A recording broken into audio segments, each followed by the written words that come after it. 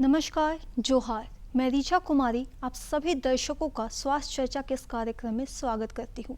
हम हर हफ्ते अलग अलग विषयों पर चर्चा करते हैं और आज हम चर्चा करने वाले हैं सोराइसिस एवं होम्योपैथी चिकित्सा।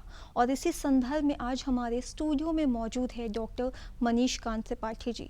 तो चलिए उनसे बातचीत करते हैं और जानकारी साझा करते हैं। नमस्कार डॉक्टर। नमस्कार, दूरदर्शन के दर्शकों को मेरा जोहार। जी, आपको बहुत बहुत स्वागत है हमारे स्टूडियो में। डॉक्टर, मैं सबसे पहले चाहती हूँ कि आप हमारे दर्शकों को बताइए कि सोराइसिस होता क्या है। सोराइसिस आज कम देखें जैसा स्ट्रेस का माहौल है, ठीक से लोग खाना अगर जो है वो नेचुरल तरीके से जो ऑर्गेनिक तरीके से जो खाना खाना चाहिए वो ऑर्गेनिक फूड नहीं मिल पाता है। और भी चीज़ें हैं, जो पानी है, पानी में भी काफ़ी प्रॉब्लम्स है। में इतना पॉल्यूटेड पानी हो गया है कि उस कारण से भी काफ़ी जो पानी का लेवल होना चाहिए पीने लायक वो नहीं मिल पाता है जी। उस कारण से हमारी जो इम्यूनिटी है वो कुछ ऐसा इस जगह पहुंच जाती है जो हमारी बॉडी सेल्स के खिलाफ ही लड़ना शुरू कर देती है। जिस बॉडी इम्यूनिटी को हमारी जो बाहर से आने वाले पैथोजेंस हैं जो हमको बीमार कर सकते हैं उनके खिलाफ लड़ना चाहिए, तो वो अपोजिट वो हमारी हेल्थ की सेल्स के साथ ही लड़ना शुरू कर देती है। उसी प्रकार का ये डिसऑर्डर है जिसको हम ऑटो इम्यून डिसऑर्डर कहते हैं। और इसमें हमको देखने को मिलता है कि हमारी जो त्वचा है, त्वचा में जगह जगह पे आपको लाल कलर के चकत्ते देखने को मिल सकते हैं। पैरों में, आपके हाथों में, आपके जहाँ बाल हैं, स्कैल्प हैं, उस जगह पे आपको देखने को मिल सकते हैं, आपके हाथों में, पैरों में। और फिर साथ साथ जैसे जैसे सोराइसिस बढ़ता है तो आर्थराइटिस के फॉर्म में भी हमको देखने को मिलता है। तो एक प्रकार का ये स्किन डिसऑर्डर है जिसमें हम देखते हैं कि जो चकत्ता पड़ा हुआ है उसमें आपको या तो ईचिंग होगा, बहुत तेज ईचिंग होगा। अगर उसको आप ये खुजलाते हैं, खुजलाने पे उसको हो सकता है पानी या फिर पस या फिर ब्लड फॉर्म में वहाँ से कुछ सीक्रेट हो सकता है। और काफ़ी टाइम बाद ये क्या होता है कि धीरे धीरे क्या है कि ये बढ़ना शुरू कर देता है। अगर इनिशियल स्टेज में हम डॉक्टर के पास जाते हैं और प्रॉपर चिकित्सीय सलाह लेते हैं और प्रॉपर तरीके से मेडिकेशन लेते हैं तो काफ़ी हद तक इसमें हम सफल हो जाते हैं पेशेंट को आराम दिलाने में। पर अगर काफ़ी लेट हो जाता है तो इस डिसऑर्डर को ठीक करने में काफ़ी समय लग जाता है। जी, तो मैं आपसे पूछना चाहती हूँ कि अगर किसी व्यक्ति को ये बीमारी हो चुकी है तो उसके क्वालिटी ऑफ लाइफ पे किस तरीके का प्रभाव पड़ेगा? क्या क्या मुश्किलों का सामना करना पड़ेगा उन्हें? जैसे ही ये बीमारी होती है तो एक हमको बॉडी में लगातार एक इंटेंस ईचिंग हमको फील होगी और पेशेंट एक स्ट्रेस फॉर्म में आ जाता है कि एक सर्किल बन जाता है कि उसको एक जगह एक दाग है वो काफ़ी टाइम से है और उसको ठीक भी नहीं हो रहा है, बार बार ईचिंग होता है उसमें, उसको सोने में भी प्रॉब्लम है, कोई कार्य भी कर रहा है तो उसमें भी उसको बराबर ईचिंग होती रहती है। तो एक स्ट्रेस उसके उसमें बन जाता है, उसे एक इन्फीरियरिटी कॉम्प्लेक्स आ जाता है कि मुझे ये बीमारी क्यों है। बार बार उसको उसके कारण वो स्ट्रेस के कारण भी बीमारी बढ़ती है, वो जो उसका जो बीमारी का जो लेवल है उस कारण भी वो बीमारी बढ़ती रहती है। तो ये बहुत ज़रूरी है कि हम सही समय पर एक चिकित्सक के पास जाएं और एक प्रॉपर तरीके से उसका ट्रीटमेंट जो है वो लें जिससे हम उससे रिलीफ हो सकें। जी, और कन्वेंशनल ट्रीटमेंट में क्या क्या ऑप्शंस अवेलेबल हैं साइरोसिस के लिए?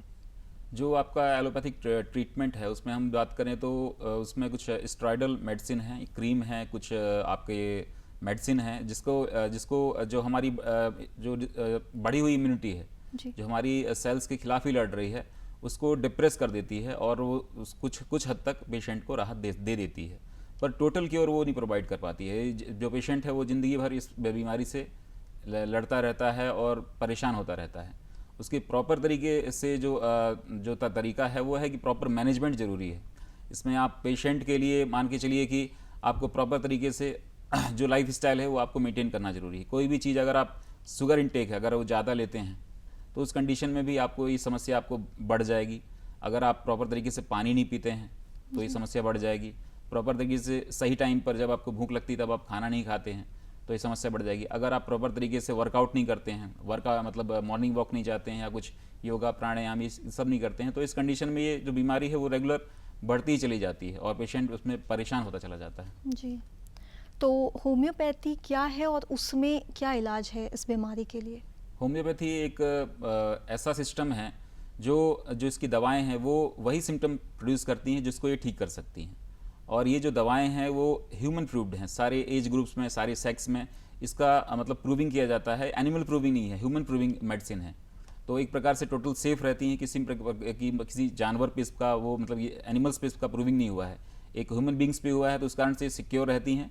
और ये जैसे ही एक पेशेंट को दी जाती हैं तो इसके जो इम्यूनिटी है, इम्यूनिटी पर जाके जो उसका वाइटल फोर्स है उस पर असर करती हैं। उस वाइटल जो डिस्टर्ब वाइटल फोर्स है उसको सुधार करके उसमें ऐसा चेंज लाती हैं जिससे वो अपनी जो बीमारी है उसके खिलाफ ही लड़ना शुरू करती है और हमारी इम्यूनिटी को ठीक करती है और धीरे धीरे पेशेंट हो कुछ टाइम बाद इस बीमारी से रिलीफ होना शुरू कर देता है। तो कन्वेंशनल ट्रीटमेंट से किस तरीके से अलग है होम्योपैथी? अलग ये देखिए, इसमें क्या है कि वो डायरेक्टली जो है इम्यूनिटी को, जो बढ़ी हुई इम्यूनिटी है, जो डिस्टर्ब इम्यूनिटी है, उसको डिप्रेस कर देता है जी। और ये जो आपका होम्योपैथी है इसमें जो आपकी डिस्टर्ब इम्यूनिटी है उसको अरेंज करके, जो डिस्टर्ब हुई है उसको अरेंज करके उसी के वाइटल फोर्स, उसी की जो पावर से उस बीमारी को ठीक करने का प्रयास करती है। कोई बाहर से कोई फोर्स नहीं देती है कि बाहर से कोई मेडिसिन या केमिकल यूज़ करके उस बीमारी को डिप्रेस किया जाए। अपनी इम्यूनिटी को ही सही करके, अरेंज करके उस बीमारी को दूर करने का प्रयास करती है। तो ये अंतर है आपका जो एलोपैथिक ट्रीटमेंट है और जो होम्योपैथिक ट्रीटमेंट है इसमें। क्या प्रिंसिपल्स है होम्योपैथिक ट्रीटमेंट्स के साइरोसिस के लिए?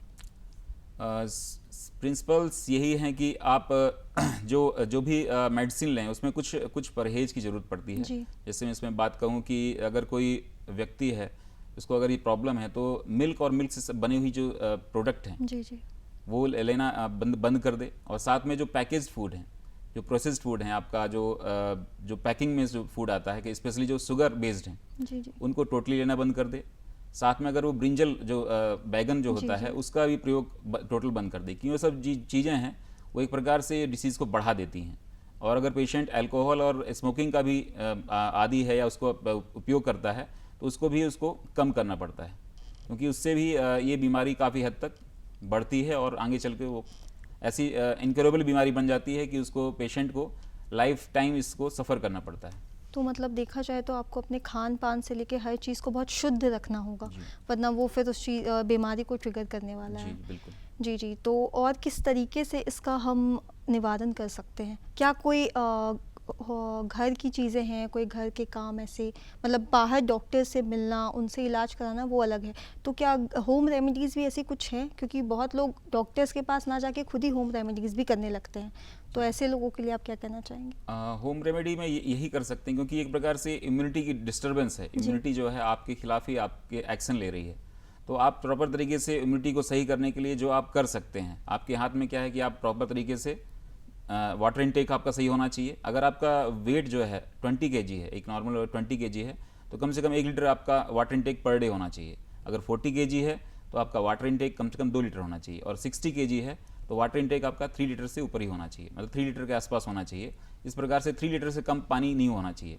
और अगर आप फूड की बात करें तो आपका जो फूड है वो बहुत डिपेंड करता है इस बीमारी के लिए, क्योंकि स्किन की हेल्थ के लिए डाइजेशन का सही होना ज़रूरी है। और डाइजेशन में आप क्या खा रहे हैं, क्या अपनी बॉडी को दे रहे हैं, वो भी इम्पोर्टेंट रखता है। कि अगर जैसे आपको खाना खाया, आज आपने दोपहर में खाना खाया और आपको शाम को खाना खाने का मन नहीं है, आपको लग रहा है कि आप पेट भरा हुआ है, तो आप खाना मत खाइए या लाइट फूड लीजिए, जिससे जो आपकी जो डाइजेशन पे ओवरलोड ना पड़े। जिससे क्या है कि आपका जो डाइजेशन अगर अच्छा रहता है तो आपकी स्किन की जो हेल्थ है वो काफ़ी अच्छी रहती है। और ये जो बीमारी है एक प्रकार से ट्रिगर्ड बीमारी है। कब आएगी उसका कारण तभी है कि जब आपकी इम्यूनिटी डाउन होगी। मतलब अगर आप ऐसा खाते हैं जो उस बीमारी को ट्रिगर कर सकता है तो वो कर देगा। जी। तो ये एक जेनेटिक बीमारी भी है जो आपके पेरेंट्स से आपको आ सकती है, पर ये तभी आएगी जब आप उस बैड हैबिट से आप अपने आप को परेशान करेंगे। तब उसके लिए आपको ज़रूरी है कि आप अपनी इम्यूनिटी को इंक्रीज़ करके रखें कि वो किसी कारण से आपकी इम्यूनिटी डाउन ना होने पाए। मतलब स्लीप शेड्यूल से लेके खान पान हर एक चीज़ है जो इस बीमारी का कारण बन सकती है। और गुड स्लीप होना बहुत ज़रूरी है। कम से कम 6 से 8 घंटे की गहरी नींद होना ज़रूरी है। बच्चे हैं तो थोड़ा ज़्यादा नींद ले सकते हैं, और जो एडल्ट्स हैं कम से कम 6 से 8 घंटे की नींद, प्रॉपर नींद लेनी ज़रूरी है। क्योंकि नींद और डाइजेशन जो है आपकी इम्यूनिटी के लिए, आपकी स्किन की हेल्थ के लिए बहुत इंपॉर्टेंट रखता है। तो साइरोसिस में होम्योपैथिक के द्वारा किस तरीके से उसको मैनेज किया जाता है? क्या पोटेंशियल बेनिफिट्स हैं उसके? इससे ये बेनिफिट ये रहता है कि आप जैसे जब एलोपैथिक ट्रीटमेंट की तरफ जाते हैं और स्टेरॉयडल जो दवाएं हैं उनका प्रयोग करते हैं, तो उससे आपको दूसरे भी कंप्लेंट्स, दूसरे भी साइड इफेक्ट आपको देखने को मिलते हैं। पर इस थेरेपी में आपको जो एग्जैक्ट आपको प्रॉब्लम है उसको थोड़ा टाइम जरूर लगता है, पर वो धीरे धीरे रिमूव होना शुरू हो जाती है। लगभग 6 महीने से लेकर कंडीशन पे कि कितना पुराना सोराइसिस है, उस कंडीशन पे 6 महीने से लेकर 2 साल 3 साल की ट्रीटमेंट के बाद पेशेंट एकदम पहले जैसा क्योर हो जाता है और काफ़ी रिलीफ उसको मिल जाता है इस बीमारी से। इनिशियल स्टेज में क्या किस तरीके के सिम्टम्स देखे जा सकते हैं जिससे एक व्यक्ति को पता चले कि उसे ये बीमारी हो चुकी है या हो रही है? जी। तो इनिशियल स्टेज में आपको एक छोटा सा कहीं चकत्ता आगे पैर घुटने के आसपास या आपके हाथ में, एल्बो में कहीं आपको देखने को मिलेगा, जिसमें आपको इंटेंस ईचिंग देखने को मिलेगी। हो सकता है उसमें उसका जो स्किन है वो भी लेयर फॉर्म में आप दिखे कि वो डेड स्किन झड़ रहा है। तो अगर ये सिम्टम आपको देखने को मिलता है, उसमें इंटेंस ईचिंग है, बर्निंग है और ईचिंग के बाद उसमें दर्द भी हो रहा है, या उसके बाद उसमें कुछ लिक्विड जैसे आपका कुछ वाटर फॉर्म में या फिर ब्लड फॉर्म में या पस फॉर्म में आपको देखने को मिलता है, तो उसको आप बिल्कुल निगलेक्ट मत करिए। उसको आप प्रॉपर तरीके से आप तुरंत डॉक्टर के पास जाके इसका तुरंत इलाज कराइए, जिससे आपको क्या है कि ये आप सीवियर फॉर्म में ना आ सके। तो इस बीमारी को किस तरीके से ट्रीट किया जाता है? सिर्फ मेडिसिन के तरीके से या सर्जरी वगैरह ऐसी भी कोई चीज़ें की जाती हैं? सर्जरी कोई इसमें ऑप्शन नहीं है, क्योंकि एक स्किन इंटरनल बीमारी है जी। इसको कोई आउटग्रोथ या फिर इस टाइप का नहीं कि इसको सर्जरी के माध्यम से इसको हटा के अलग किया जा सकता है। इसके लिए प्रॉपर तरीके से मेडिसिन लेना ज़रूरी है और कुछ ऐसी हेल्थ हैबिट भी हमको बनानी ज़रूरी है जिससे ये बीमारी हमको उतना प्रभावित ना कर सके जितना ये कर सकती है। तो इसमें जो मेडिसिन है उसको डिफरेंट उसमें है। जैसे आपको बता दूं कि ये जो बीमारी है जो ठंड के समय ज़्यादा परेशान करती है पेशेंट को, क्योंकि ठंड के समय जो ब्लड सर्कुलेशन रहता है वो कम हो जाता है। उस कारण से पेशेंट को जो ईचिंग है वो इंटेंस ईचिंग होना शुरू हो जाती है। उस कंडीशन में कुछ दवा हैं, जैसे आपका आर्सेनिक एल्बम की जो दवा है वो 30 पोटेंसी में अगर दिन में 3 बार 2-2 बूंद करके दी जाए, तो जो ठंड के समय जो पेशेंट को प्रॉब्लम होती है सोरियासिस की, या फिर उसको जेनेटिक उसे लगता है कि अगर उसके पेरेंट्स को ये बीमारी रही है तो उससे भी काफ़ी उसको रिलीफ मिलता है। और अगर आपको देखें कि अगर जो आपका सोरियासिस है वो उसमें अगर पस बन रहा है, तो हिपरसल्फ और साथ में साइलिशिया दोनों दवाएं, हिपरसल्फ 30 और साइलिशिया 30 दोनों दवाएं दिन में 2-2 बार 2-2 बूंद देने पर आपको काफ़ी हद तक ये आपके पस्चुलर फॉर्म में अगर ये बीमारी बनी हुई है जी। तो काफ़ी हद तक आपको रिलीफ देती है। साथ में एक ब्लड प्यूरीफायर भी हम देते हैं साथ में, जो सारसापेरिला जो एक ब्लड प्यूरीफायर आता है, उसको देने पे ये जो कोई भी सोरियासिस, चाहे स्कैल्प का सोरियासिस हो, चाहे आपको हाथ पैर में कहीं सोरियासिस का समस्या हो, या फिर आपके और भी जो ऑर्गन्स हैं जैसे बैक में भी आपको सोरियासिस देखने को मिलता है, उस कंडीशन में आपको ये दवा देने पे काफ़ी रिलीफ मिलता मतलब है। शरीर के विभिन्न अंग में स्कैल्प से लेके पैर, हाथ, हर जगह इसका लक्षण दिख सकता है। जी। तो और किस तरीके से हम इसे देख सकते हैं? मतलब क्या एयर पॉल्यूशन भी एक कारण हो सकता है इसका? बिल्कुल। जो कॉज हैं जो स्ट्रेस पैदा करते हैं, चाहे वो मेंटल हो चाहे फिजिकल हो, जो हमको मतलब जो एक हेल्दी लाइफस्टाइल होती है उसके खिलाफ हमको ले जाते हैं। जो हेल्दी लाइफस्टाइल जो हमको सही तरीके से जीना चाहिए, सही तरीके से मतलब हमको कोई भी कार्य हम कर रहे हैं अगर फ्रीली माइंड होकर हम कर पाते हैं तो कार्य भी अच्छा होता है और उसमें अच्छा रिजल्ट भी अच्छा आता है। बट अगर हम उस कार्य को किसी स्ट्रेस के कारण, कोई ऐसा कॉज है जिसके कारण हम परेशान या ठीक संग से कर नहीं पा रहे हैं, तो एक प्रकार का ये स्ट्रेस जो है वो इस बीमारी को ट्रिगर कर सकता है और इस बीमारी को बढ़ा भी सकता है, और हो सकता है कि जीन्स जिसमें ये बीमारी छिपी हुई है उसको ये आगे भी ले जाए। तो साइरोसिस में जो इलाज होता है होम्योपैथिक का, वो ऐसे कौन से कॉमन इलाज होते हैं और उसको किस तरीके से प्रिपेयर किया जाता है? इलाज जो है वो दवाओं के माध्यम से किया जाता है, साथ में कुछ परहेज, जैसे मैंने बताया आपको, परहेज रखने पड़ते हैं, जैसे मिल्क और मिल्क से बनी हुई जो चीज़ें हैं, दही हैं, पनीर है, ये सब चीज़ें हैं। और साथ में आपका कुछ विटामिन्स भी हैं। अगर उन विटामिन्स को, अभी जो लेटेस्ट रिसर्च है उसमें आया है कि अगर उन विटामिन्स का जो लेवल है सही रखा जाता है तो उस कंडीशन में ये जो विटामिन्स हैं धीरे धीरे इस बीमारी को ठीक करना में काफ़ी हेल्पफुल रहते हैं। जैसे विटामिन डी जो है उसका अगर लेवल हमारी बॉडी में प्रॉपर बना रहता है तो जो भी हमको ऑटोइम्यून डिसीज़ हैं, ऑटोइम्यून डिसीज़ बहुत सारी आजकल होती हैं, तो जितनी भी ऑटोइम्यून डिसीज़ हैं वो काफ़ी हद तक वो हमको ज़्यादा प्रभावित नहीं कर पाती हैं। लगातार 6 महीने तक अगर हम विटामिन डी का लेवल अगर सही रखते हैं तो ये जो बीमारियां हमको काफ़ी हद तक इससे हम रिलीफ भी हो जाते हैं। ऑटोइम्यून डिजीज़ आपने जो बोला, ये आप क्या होता है, ये आप समझाएं हमें। ऑटोइम्यून मतलब यही कि जो हमारी जो इम्यूनिटी है हमारे खिलाफ ही जो हमको एक्शन करती है, हमारी जो सेल्स है उसको जो डिस्ट्रॉय करना शुरू कर देती है। इस बीमारी जो होती हैं जिसमें हमको देखने मिलता है कि हमारा हार्ट भी, हमारा ब्रेन भी, हमारा किडनी भी, हमारी स्किन भी, सारे जो ऑर्गन है अफेक्टेड हो जाते हैं। तो इस प्रकार की बीमारियों में अगर हम विटामिन डी और साथ में विटामिन B12 और ओमेगा 3 का जो लेवल है अगर वो सही रखते हैं तो ये बीमारी आसानी से धीरे धीरे मेडिसिन के माध्यम से काफ़ी हद तक हमको इसमें रिलीफ मिल जाता है। तो कितना लंबा ये बीमारी को क्योर करने में लग सकता है और क्या ये बीमारी क्योर की जा सकती है या नहीं?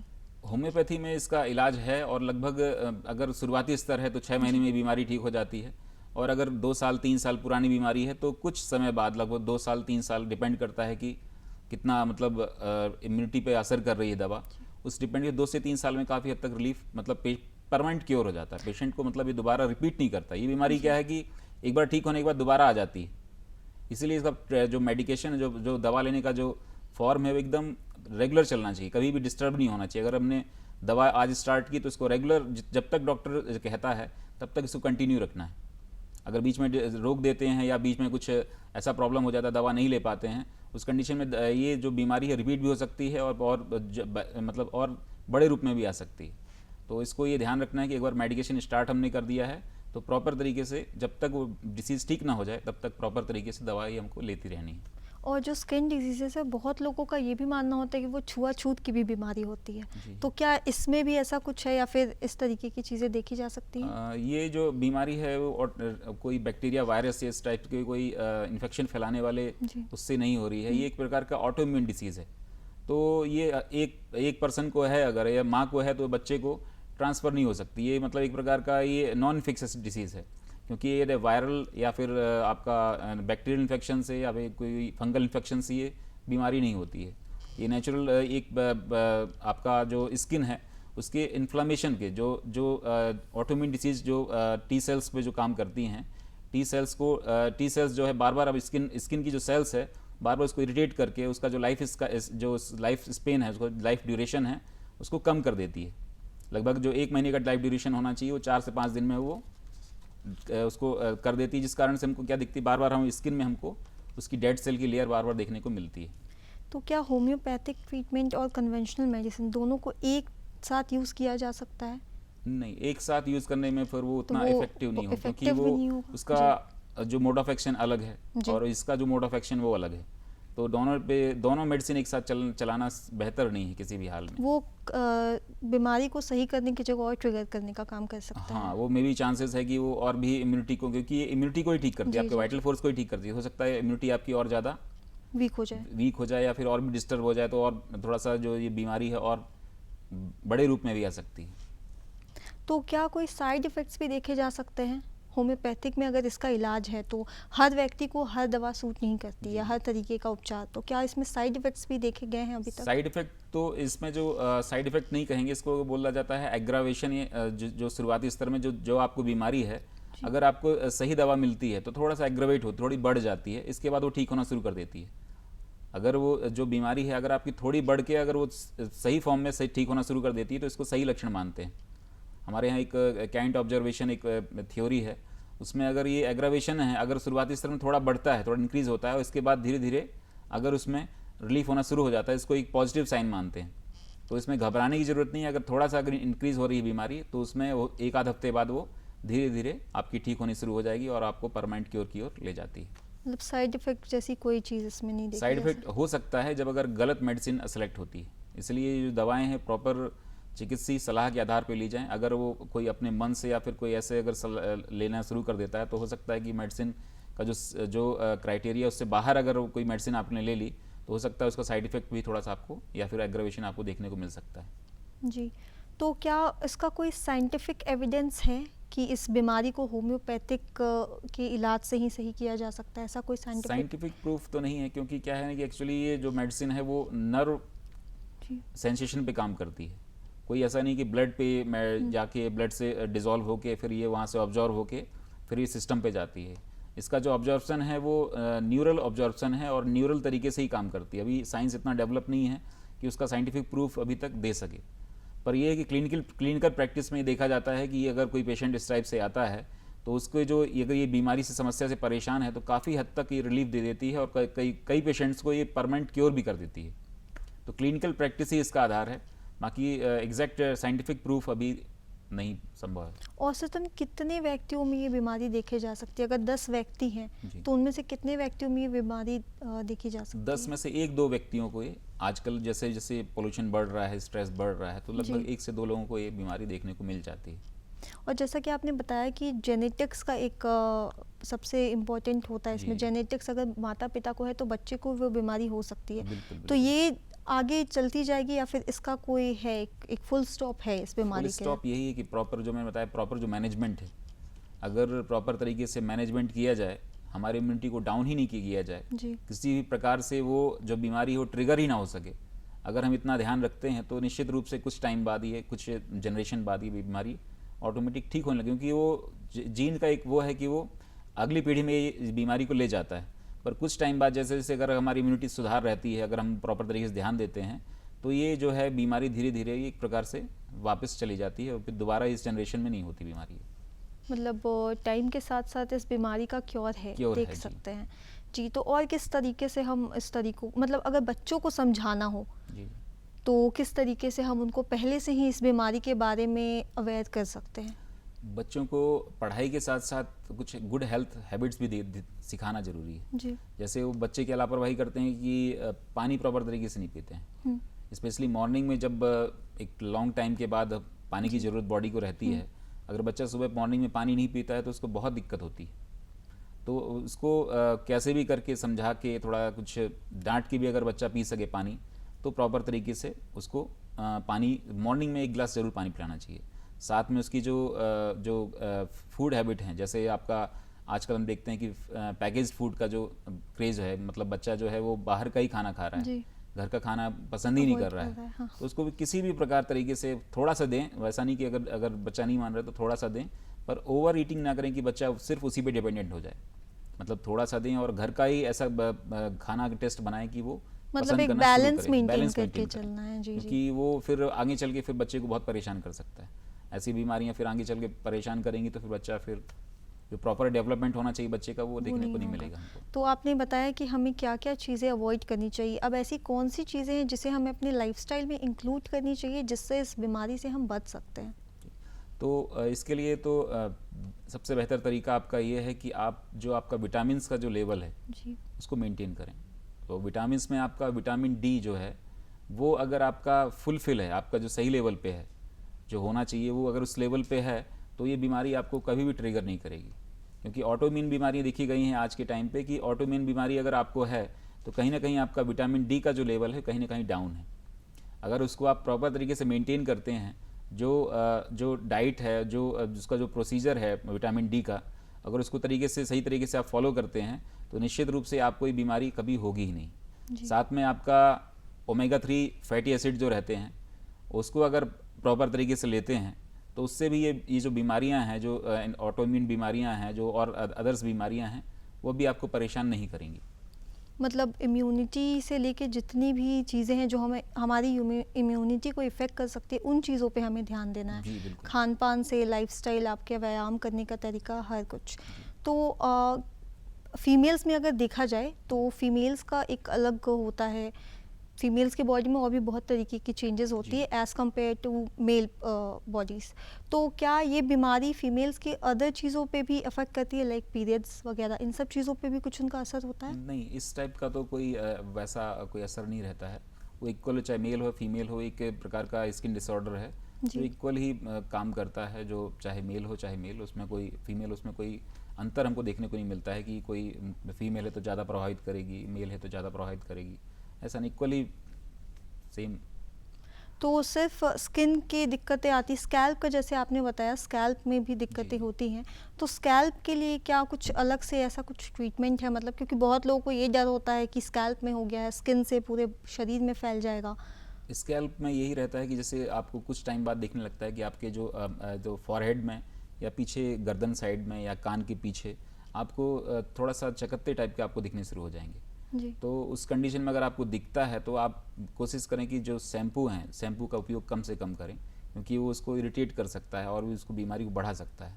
तो इसके लिए आप प्रॉपर तरीके से जो अब मैंने आपको मेडिसिन बताई, जी। जो आपके ब्लड प्यूरीफायर हैं, उसको प्रॉपर तरीके से लेना चाहिए और कोई भी ऐसी चीज़ उस जगह नहीं लगानी चाहिए जिससे वो इरिटेट हो, जिससे भी और वो मतलब बढ़ सके। और साथ में आपको ये भी ध्यान रखना है कि जो आपकी जो गलत आदत हैं जिसके कारण से ये सब आपको बीमारियां हो रही हैं, उसको भी आपको बंद करना पड़ेगा। जैसे मैंने बताया कि आप अल्कोहल इनटेक कर रहे हैं या फिर Smoking. स्मोकिंग कर रहे हैं, प्रॉपर तरीके से जो खाना है आप ओवर ईटिंग कर रहे हैं, आपको भूख उतनी नहीं है, इसके बावजूद भी आप ओवर ईटिंग करते जा रहे हैं, तो इन सब चीज़ों को बंद करना पड़ेगा। आपको बैलेंस डाइट पे आना पड़ेगा। एक मतलब एक इतना अच्छा डाइट आपका होना चाहिए कि उसमें आपको कंप्लीट दवा की ज़रूरत ना पड़े, ऐसा डाइट आपको मेंटेन करना पड़ेगा। तो और किस तरीके से हम इसे समझ सकते हैं? अच्छा, तो मेरा ये सवाल है कि क्या स्कूल या कॉलेजेस में कुछ ऐसे प्रोग्राम्स हुए हैं या होते हैं? क्योंकि हमने अभी तक अपने वक्त पे ऐसे कुछ प्रोग्राम इस बीमारी को लेकर नहीं देखे, तो कोई अवेयरनेस प्रोग्राम है ऐसा कुछ भी? अभी देखिए गवर्नमेंट भी तब एक्टिव होता है जब कोई चीज़ सीवियरिटी हो जाती है, जी, चीज़ जी, सीवियरिटी हो जाती बिल्कुल। है। तो अभी ये बीमारी है पर उतनी सीवियर नहीं है कि इसको स्कूल प्रोग्राम या और भी प्लेटफॉर्म में इसको जी। बताया जाए या बहुत ज़्यादा वो किया जाए। ये एक प्रकार का नॉर्मल से डिसीज़ है, बट क्या है कि आज के टाइम पे हमको ये ज़्यादा देखा। हो सकता है कि फ्यूचर में गवर्नमेंट इसको फोकस करे, या हो सकता है जैसे टीबी हो गया, जी। आपका फाइलेरिया है, इस टाइप के जो प्रोग्राम है उसके लिए भी आगे चल के प्रोग्राम बना के इसको रिमूव करने का प्रयास करें। तो आप क्या एडवाइस देना चाहेंगे हमारे दर्शकों को इस बीमारी से बचने के लिए, और प्रिकॉशंस क्या एडवाइजेस हैं?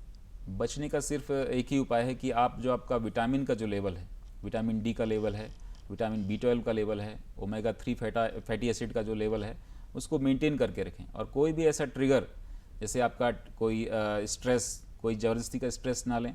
और अगर आपको बार बार इन्फेक्शन हो रहा है तो प्रॉपर तरीके से उसका ट्रीटमेंट लें, क्योंकि बार बार इन्फेक्शन होने से भी आपको ये बीमारी हो सकती है, ट्रिगर्ड हो सकती है, आप परेशान हो सकते हैं। और अगर आपको जेनेटिक्स आपको लग रहा है कि आपके पेरेंट्स को ये बीमारी रही हो, तो उसको भी ध्यान में रखते हुए आप अपने आप को फिट रखें। एक प्रकार का किसी प्रकार का मौका ना दें इस बीमारी आपको हो सके। जी, बहुत बहुत धन्यवाद सर आपका। आपने हमें इतनी अच्छी जानकारी दी और हमारे दर्शकों को ये मुझे लगता है कि उनके लिए बहुत लाभदायक रही होगी। तो जैसा कि हमने जाना कि ये जो साइरोसिस बीमारी है, इसका पूरा असर आपकी इम्यूनिटी पे होता है।